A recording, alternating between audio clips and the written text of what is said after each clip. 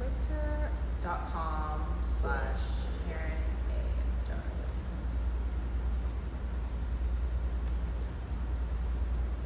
Okay.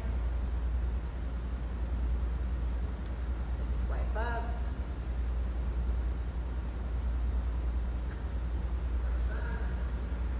All right. I got everybody. Are we ready? Yeah. Cool. So let's go live in 3, 2, 1.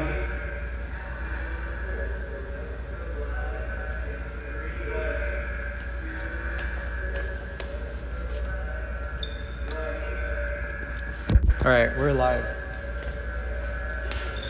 Oh, I'm live. Yes. Sounds so crazy. Yeah, it sounds really crazy over there. I'm like, what? It sounds like we're in a dream. Yeah. There's like a constant echo, just like.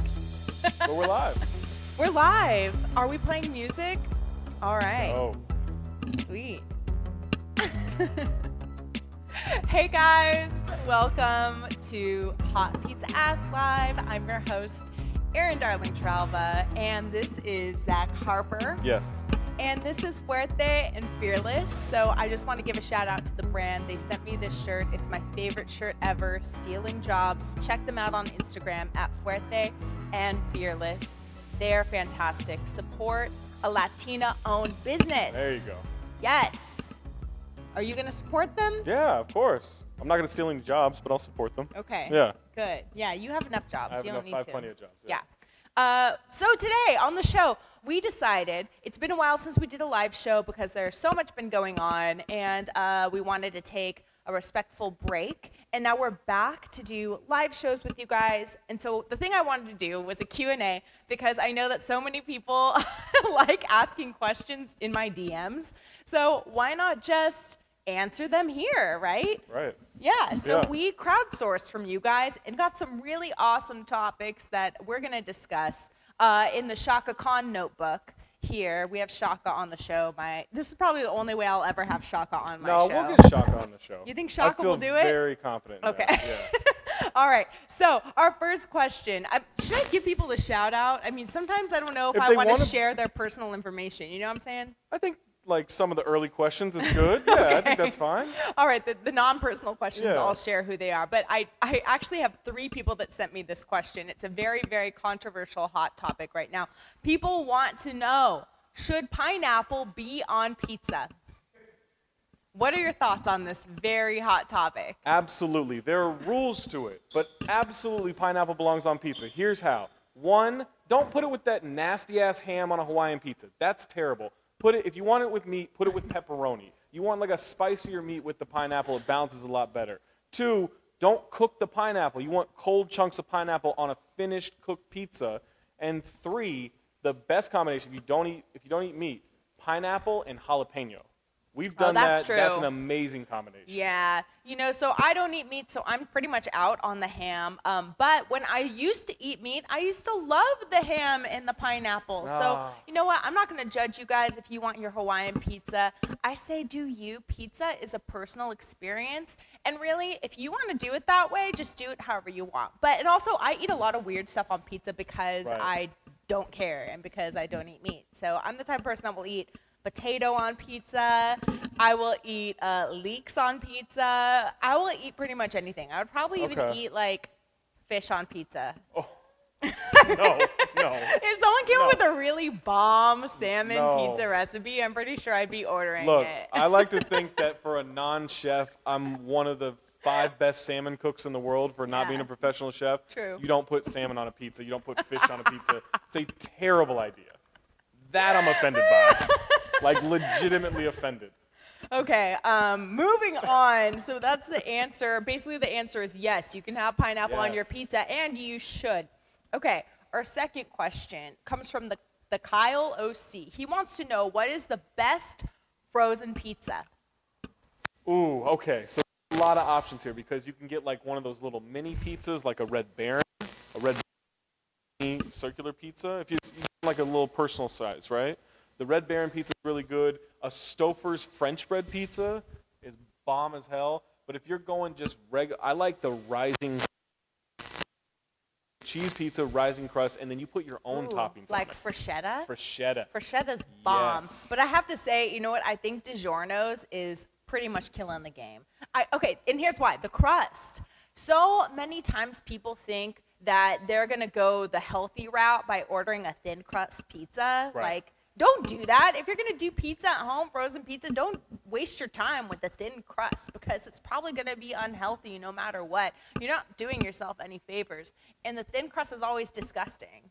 So get the real crust. Yeah, I think thin crust on like a pizza you order from a restaurant, right? Thin crust can be good there, but a thin crust at home frozen pizza, like what are you doing? You're going for a frozen pizza. You may as well have a proper one. Yeah. If there are preservatives, you're probably not eating healthy anyway, so just go for it. Right. And thing again, very controversial. Illuminati. What's it called?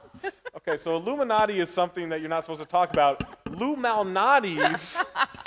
Lou Malnati's. Lou Malnati's, not Illuminati's, but Lou Malnati's is a Chicago-based deep dish pizza who was nice enough a couple of months ago. Frozen They sent us pizza. frozen deep dish pizzas, and they were Deep dish. amazing.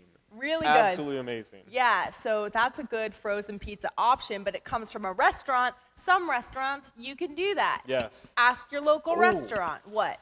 So this is one I used to have when I lived in Minneapolis. Heggie's Pizza. How do you spell it? Hegggie, I think. Okay. Heggie's Pizza is a phenomenal, now it is a thinner crust, but it's a phenomenal, just quick frozen pizza.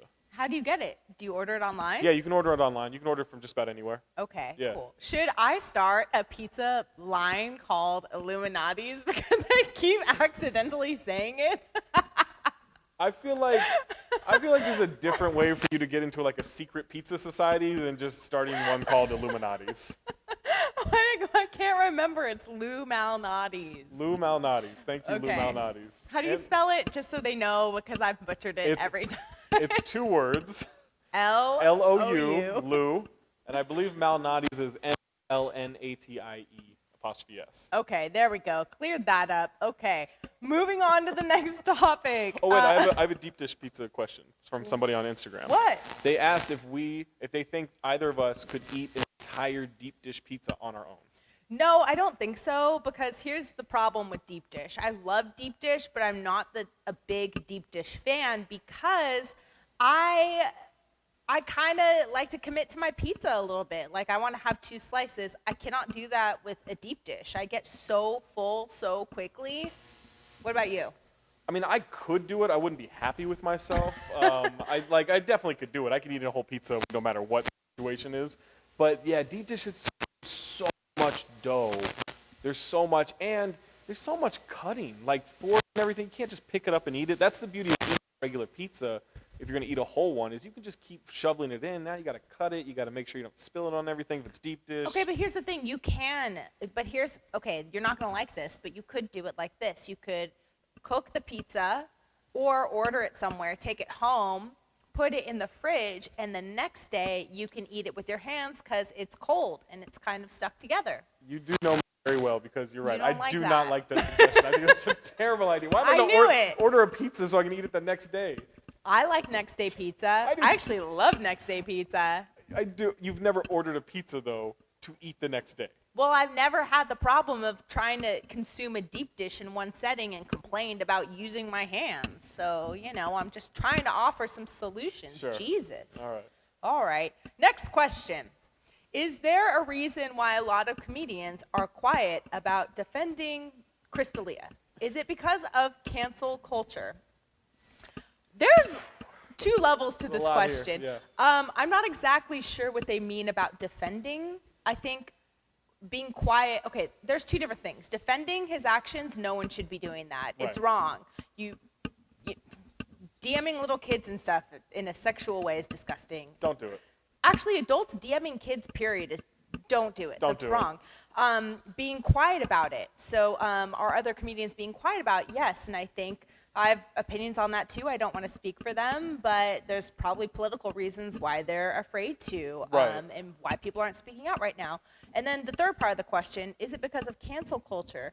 I don't even exactly, I'm not sure how this is all related, but cancel culture, maybe they're afraid of getting canceled. I don't really know how to answer this question.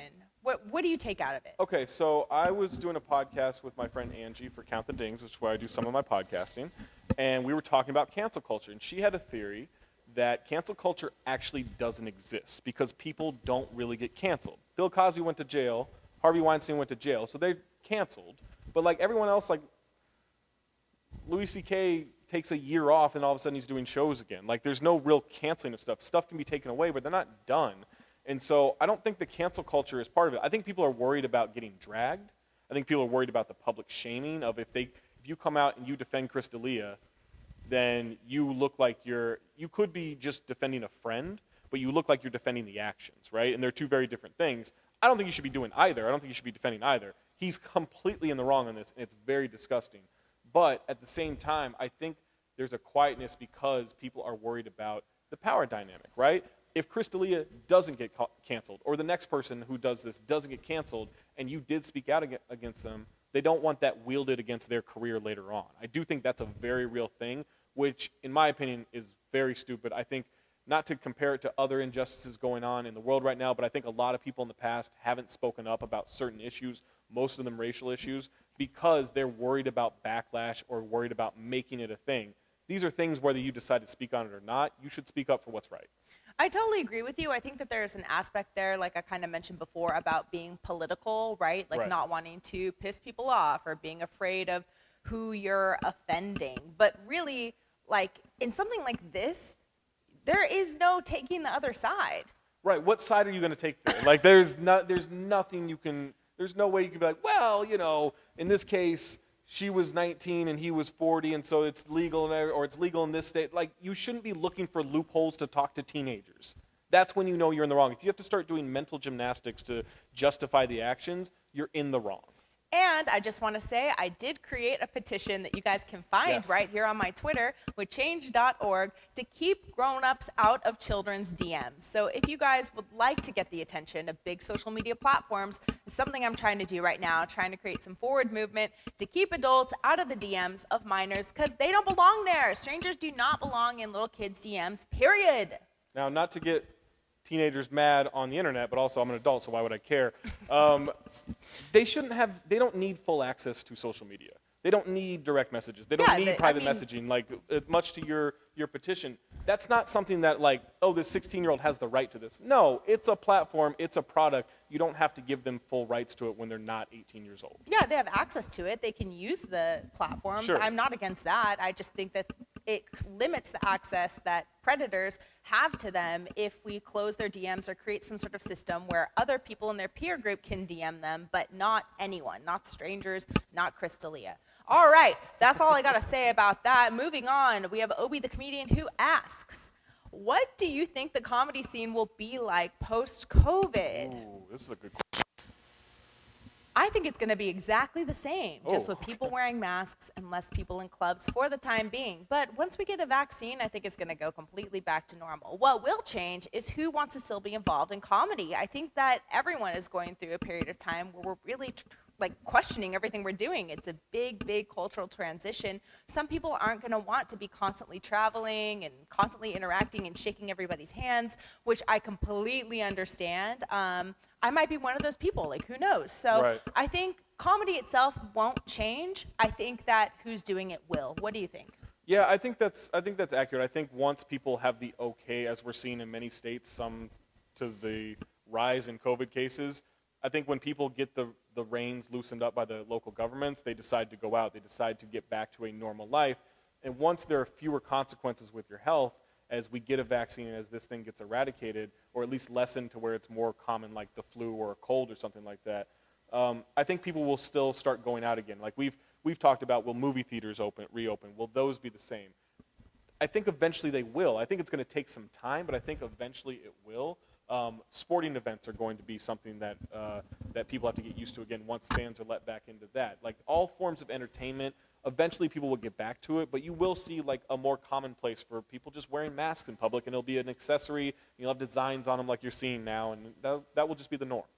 Do you think people will continue to wear masks after there's a vaccine to kind of just protect themselves, or do you think we're kind of breeding a state of paranoia where this will kind of continue culturally?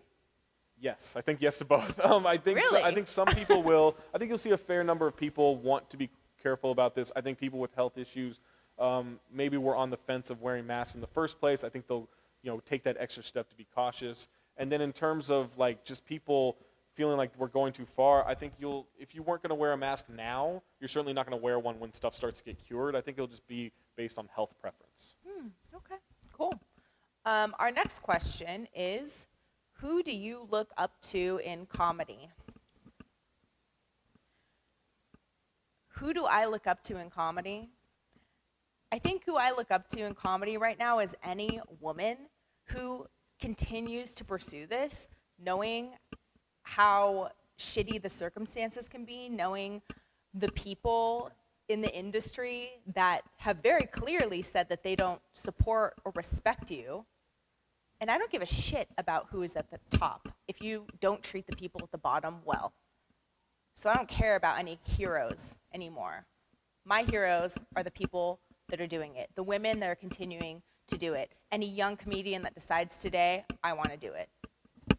That's my hero. Who do you look up to in comedy? Well, you now. Definitely you. I don't like I have obviously I know you. Obviously I know a bunch of comedians.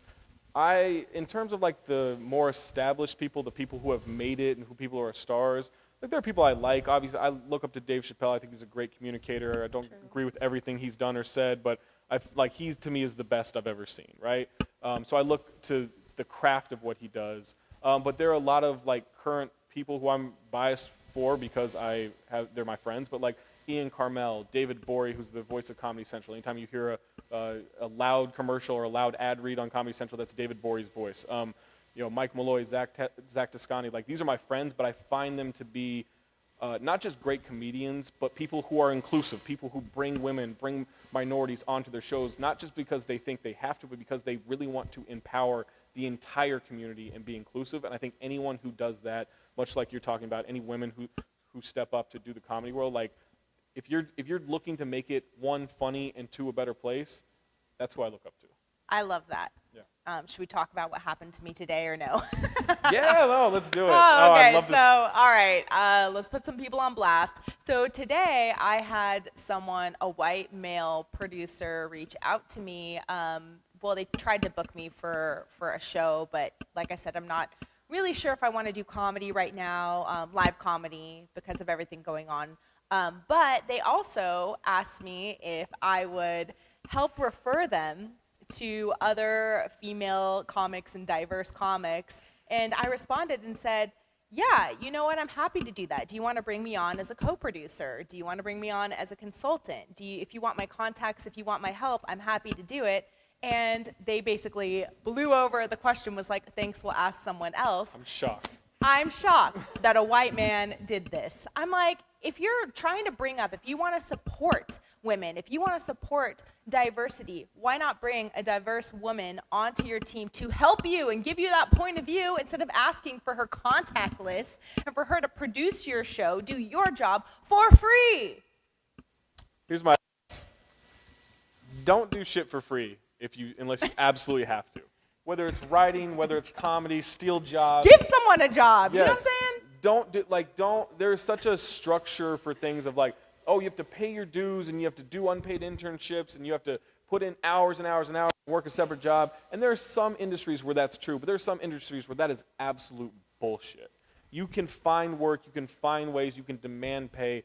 Demand pay. If you have talent, don't let it be exploited.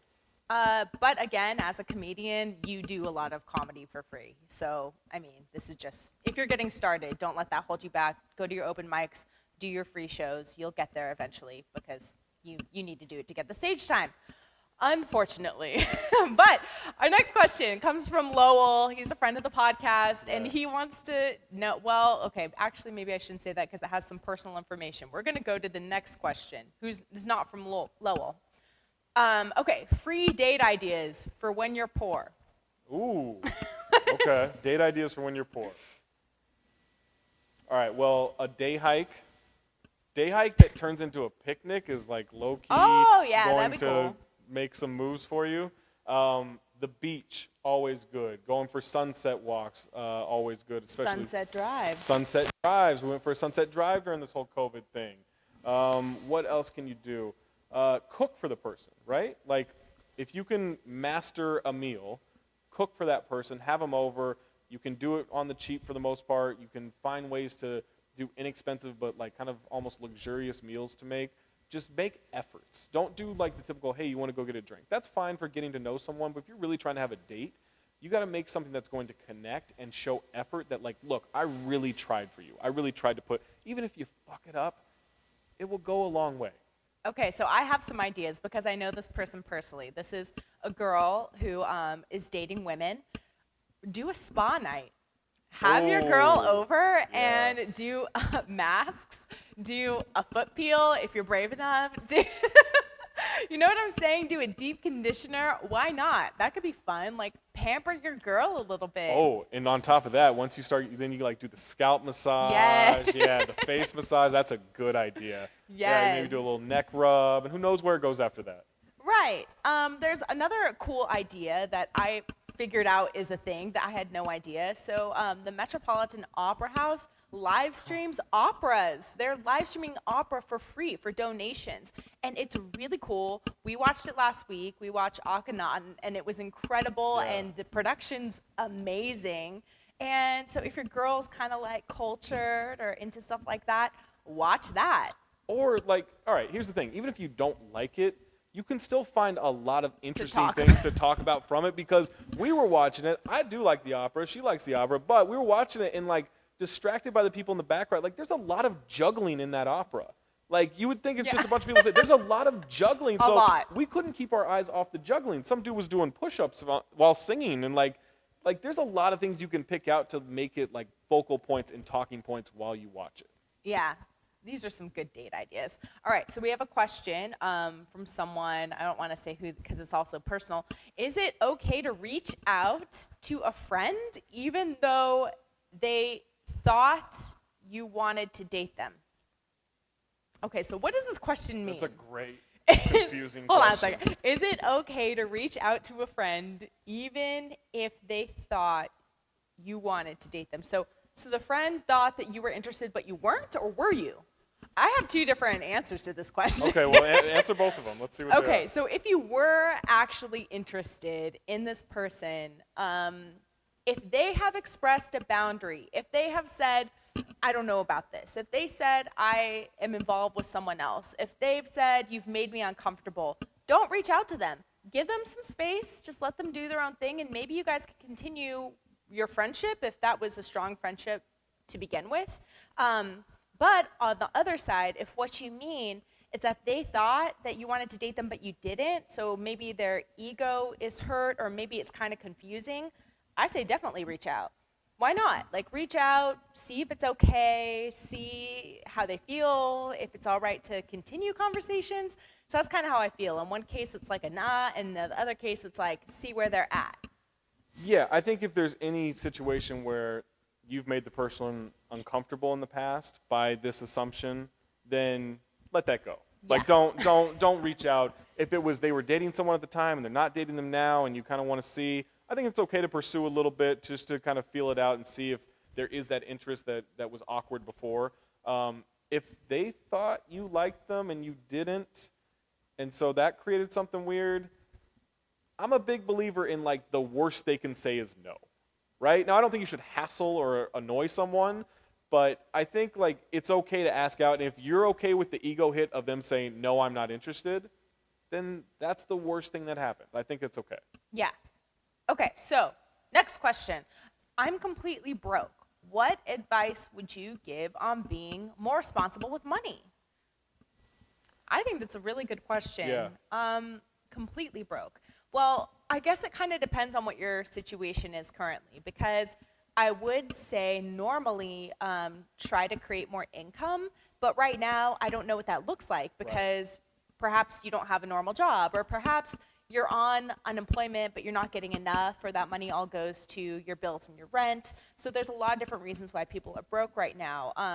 The good news is that you're in good company. There's a lot of broke people right now. Right. So it kind of removes that like layer of expectation, or you know how in LA like we have this like fake facade of like everyone trying to be something you're not. Like right now it's like everyone just knows everyone else is broke, so you kind of do have that moving in your favor. I would say look into starting a side hustle, and that can be whatever you want it to be. It could be, you know, selling your own items in your home. Like, have you outgrown furniture that you don't like anymore? Can you get rid of it? Can you list it on Let Go?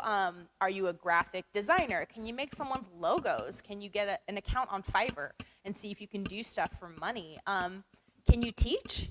Can you teach English? Because I know VIP Kids is a great website where you can tutor kids in China and make some money. I think there's a lot of interesting side hustles that you can do, and luckily right now I feel like there's no shame at all in side hustles. Where in the past people like didn't want to talk about how they actually make money. They're like, oh, I'm just an artist. It's like, no, you have some sort of income. Like, let's be real about it. We all know how this works. Like, you have a day job, and then you did this thing on the side, and that's what you want it to be, and that's hopefully what you turn into be. But yeah, I think my advice would be, just in terms of managing money, just be careful about what you're spending it on. Do you need to buy coffees, or could you like make tea, right? Like, could you make your own stuff instead of going out and buy stuff? There is some comfort in like, you know what, I just want to get Wendy's tonight or something like that. But could you use that $8 or whatever that ends up being and allocate it better to where you're making sandwiches at home for 4 or 5 meals rather than buying that one meal? Like, I think there's a lot of ways to just be smart about it. If you can put $10 a week aside, and like, it doesn't sound like a lot, and it doesn't sound like it's going to make a difference. By the end of the year, if you do that, you'll be surprised at like, oh, I feel like I have a little bit of flexibility, a little bit more security. Like, there's just these little things you can do to make sure you're not wasting money. Because even when you're broke, you'd be shocked at how much you waste money. Like, we've all been there. Some of us are still there. Like, it's just such an easy way to lose track of things because you want the comfort of it all. And you just, if you find that little bit of discipline to just put a little bit of money aside and eat at home more or whatever you can do, I think it's a huge help towards giving you a little bit of momentum towards building up a little bit of a nest egg. Totally. And another thing that doesn't involve state savings or making money or increasing your income through other revenue streams is decrease your lifestyle. Decrease, go through, look at what you're spending money on and see, like, can you save some rent if you move somewhere else? Like, can you move back home for a couple months? Is there some way where you can save a little bit of money? Are you still I was paying for a spray tanning membership. And I looked at my bank statement and I was like, I'm not going to need that for like another 6 months. Like, I can't even go. So little things like that. Like, look at what you were spending on. Check all your automatic things that renew every month. If you're not using it. Or maybe the spray tan membership is super important to you and you need to cut other things out to keep that going. Who knows? But also you brought up, like, can you move home for a couple of months? Some people are so worried about how that looks. Forget how that looks. If you can put yourself in a better situation by, being, I don't even know if like shame is the right word, but like you feel some shame, don't feel shame in that. If you can do it, find ways to help out your family, find ways to help out your financial situation, just make it better. Yeah.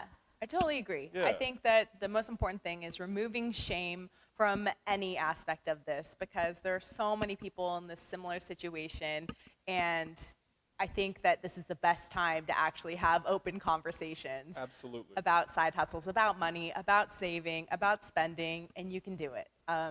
Yes, I believe in you. Okay, next question. Any advice? Oh, this is a really good question. Okay. Any advice for being in an interracial relationship and talking about ... all this shit? I mean, I guess, what are your stances on all of this shit? Like, do you have opposing viewpoints? I think, let's say you have opposing viewpoints on this, right? Let's say you're dating someone who is pro Black Lives Matter and you're not so sure how you feel about it.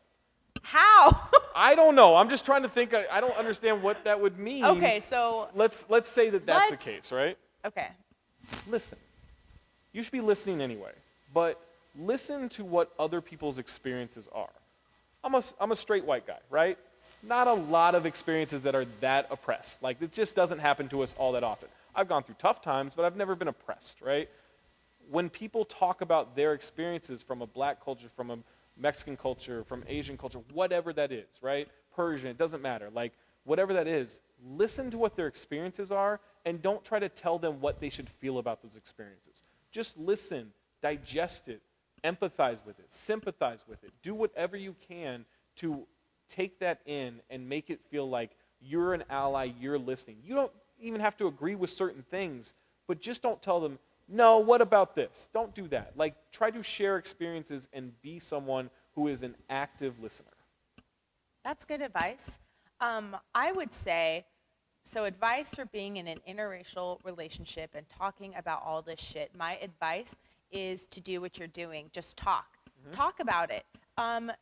Listen, be an advocate, be an ally, ask what you can do, Yes. and just try to see the point of view of the other person. I don't know who is who in this relationship, so it's hard for me to like really be specific about this question, but I think the most important thing is to listen. Listen to your partner and have the conversations, have the difficult conversations, just like anything else. Like if you guys were tackling finances together or moving in together or, you know, making any other type of difficult decision that affects both of your lives, this is happening right now. Like this is life. This is affecting everyone's lives. So treat it like you would any other difficult, possibly uncomfortable scenario. Like have the tough conversations, respect each other, listen to each other, grow together. This is a great time for growth, a great time for education, a great time for seeing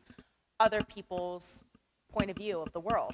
I would also add to that, if you're the person who needs to be listened to, if you're the person who, like, let's say you're dating a white person who doesn't agree with a lot of this stuff that's happening, if they're not willing to be that advocate, be that listener, be that ally, don't put yourself through that, right? Like, I think that if someone's not willing to try to meet you in the middle on something that's very serious and very important to your life, there's a certain point where you just got to say, okay, I don't think it's going to work out, and sometimes it's okay for things to not work out. That's another really good piece of advice. Yeah,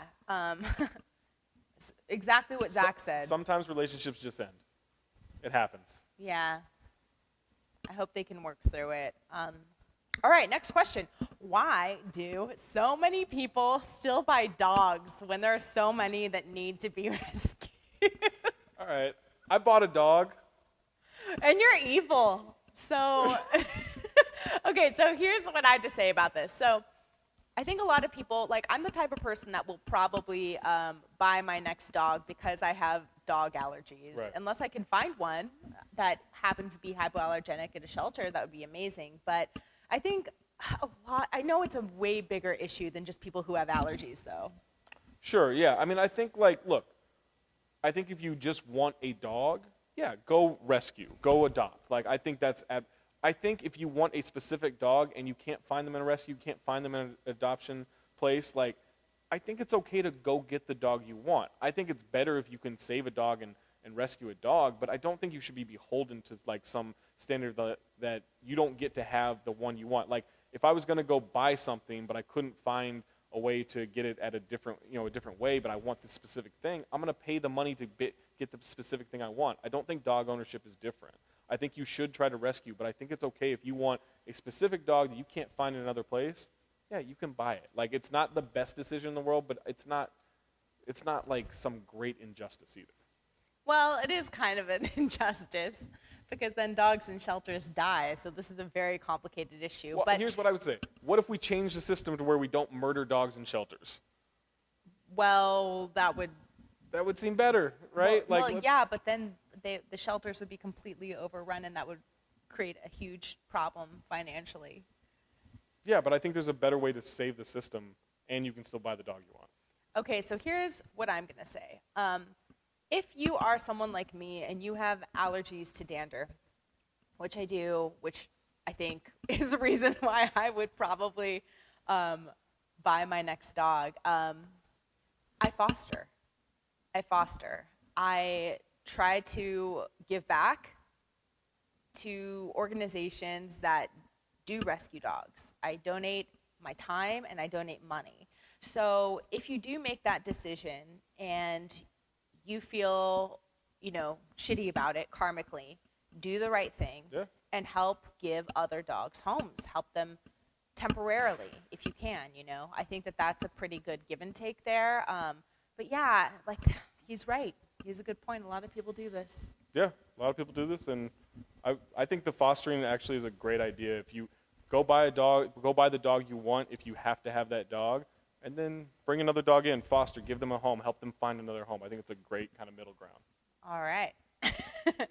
All right. Ooh, this is a good question. Okay, this is Lowell. This is Lowell's question. Okay.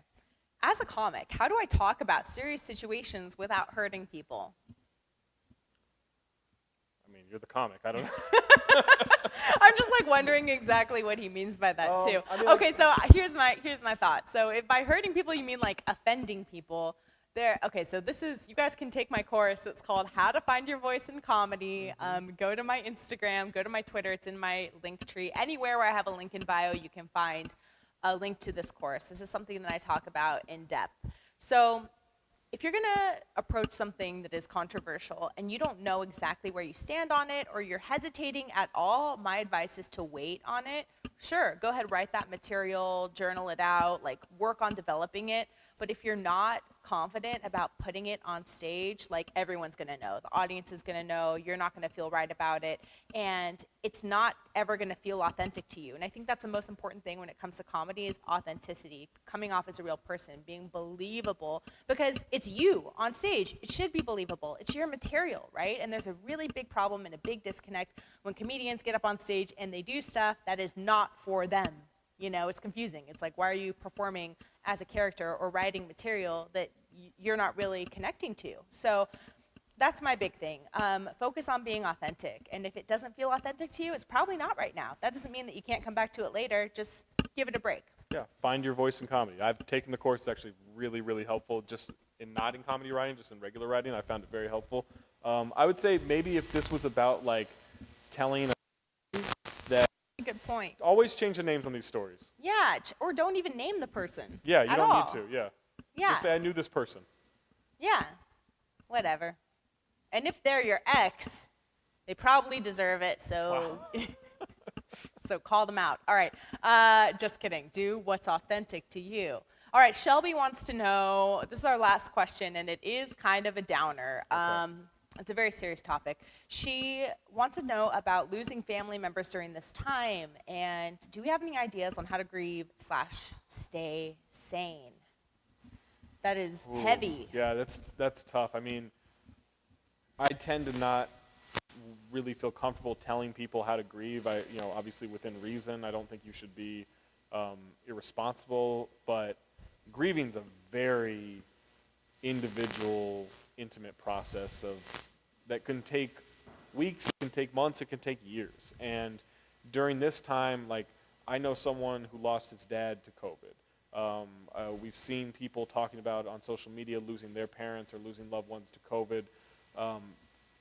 I don't know how you deal with that, because in so many of these cases, you don't really get that chance to say goodbye.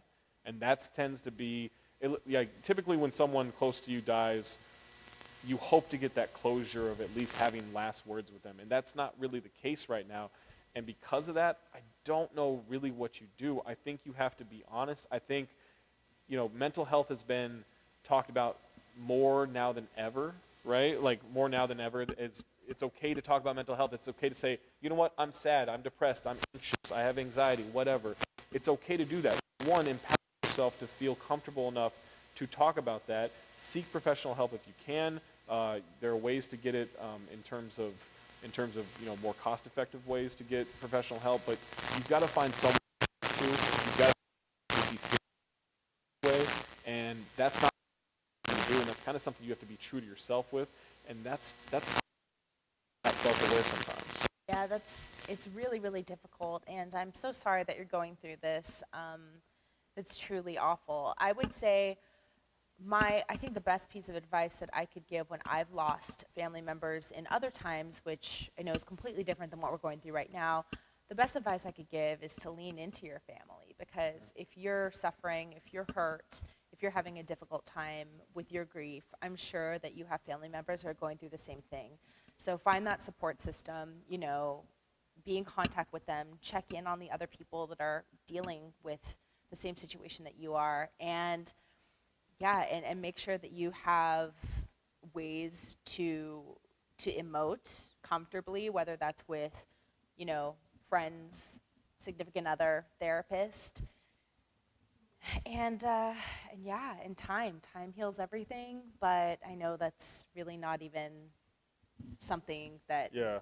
gives anyone any kind of comfort. So I just want to say, Shelby, I'm really, really sorry that you're going through this. And if you need anything or if you need to talk, I'm here.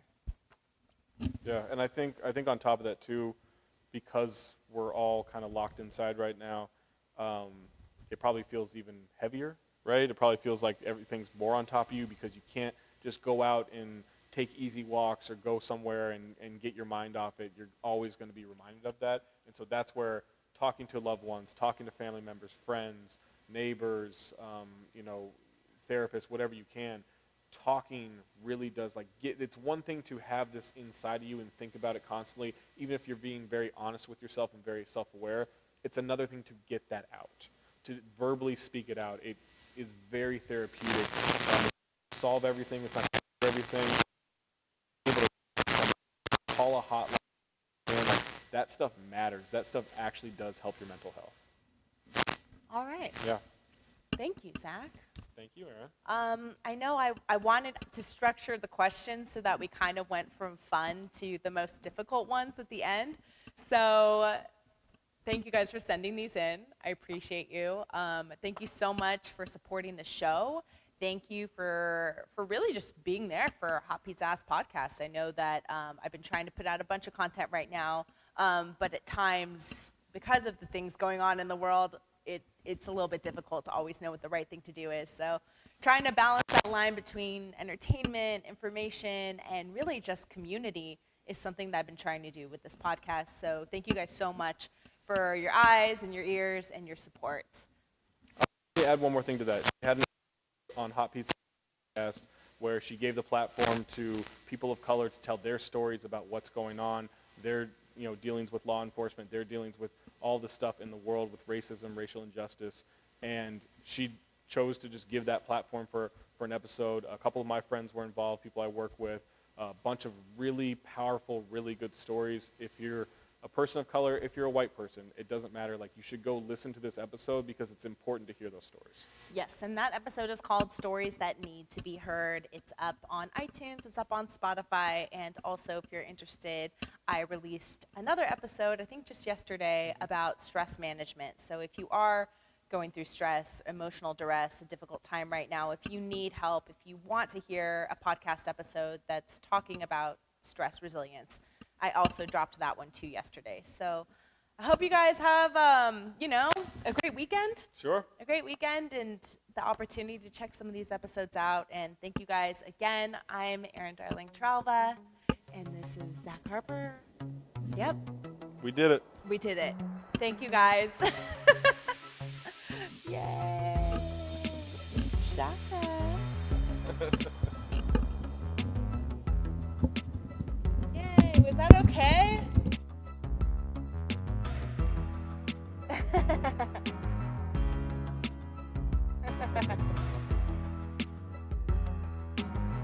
Awesome. Wow, I feel like this has got dark.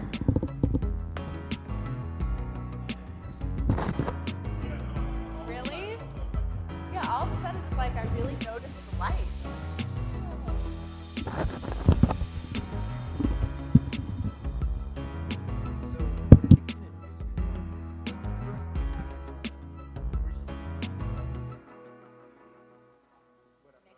Something, yeah. I think let's change it to Hot Pizza Valley. Okay, And perfect. just make it like the whole thing because That's perfect. then it's just completely ownable, and I think like it just makes more sense to, you know what I mean? Yeah. With all the That's topics perfect. you guys have about. Perfect for now, especially because it's kind of hard to actually do a regular comedy show, you know?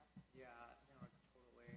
I mean, I think I was being really ambitious because it's like, oh my God, we'll have like Aaron and comics and I Bud. know. It's like, That is something